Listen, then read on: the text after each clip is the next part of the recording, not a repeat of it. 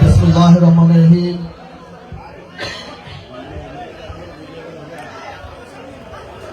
সবাইকে আসসালামু আলাইকুম।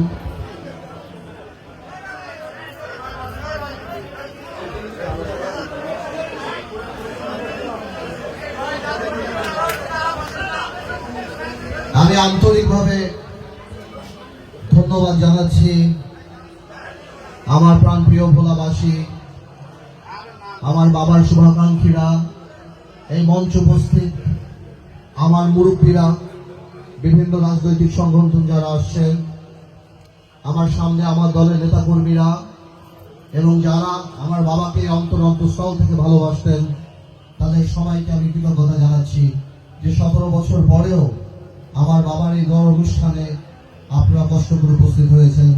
এই জন্য আপনাদেরকে আন্তরিকভাবে ধন্যবাদ।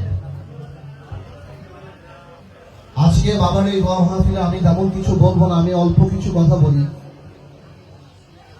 আমার পিতা মরহুম নাজির রহমান মঞ্জু সাহেবকে অবশ্যই সবচেয়ে কাছ থেকে দেখার সৌভাগ্য আমার হয়েছে, যেটা আমি আমার জীবনের অনেক পরবর্তী সময় উপলব্ধি করেছি যে আল্লাহ তাআলা পৃথিবীতে মানুষকে পাঠায়, তাকে ধন দেয়, সম্পত্তি দেয়, কাউকে সম্মান দেয়, কাউকে নাম দেয়, যশ দেয়, কিন্তু এর সবকিছুরই একটা কারণ হলো জনগণের জন্য নিবেদিত প্রাণভাবে সেটাকে ব্যবহার করে কাজ করা।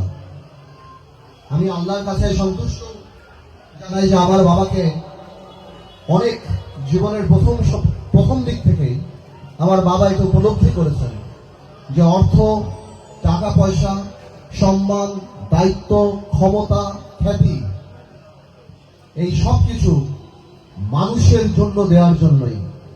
আমার নবী করিম সাল্লাল্লাহু আলাইহি ওয়াসাল্লাম থেকে আরম্ভ করে আল্লাহর যত বড় বড় বান্দা এই পৃথিবীতে আসছেন, তারা সবাই কিন্তু মানুষের জন্যই কাজ করে গেছেন। এবং সেই সময় যারা এস্টাবলিশমেন্ট ছিল, যে অন্যায় ছিল, তাদের বিরুদ্ধেই শক্তভাবে দাঁড়িয়েছিলেন।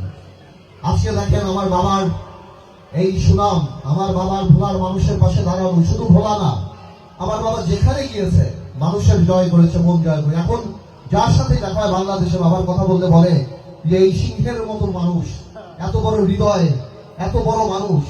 আমার মনে হয় আজকে আমরা যে ভালো আছি, আজকে যে আমরা এখানে সমবেত হতে পেরেছি, এত সারা বাংলাদেশের মানুষ আমাদেরকে মহব্বত করে, ভালোবাসে, বাবাকে সম্মান করে, এটা মনে হয় আমার বাবার সদকায় দাঁড়িয়ে। আরেকটা বড় ব্যাপার, বাবার কোনো অহংকার ছিল না।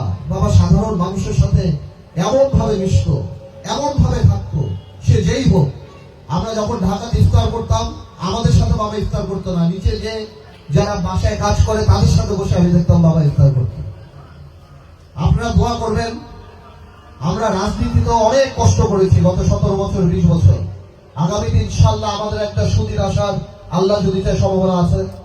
আমরা জানি অহংকারী না হয়ে উঠি ভাই, এই দোয়াটাই আল্লাহর কাছে করবেন যে আমরা জানি বড় নেতা হওয়ার চেয়ে ভালো মানুষ হয়ে এই পৃথিবী থেকে যেতে পারি।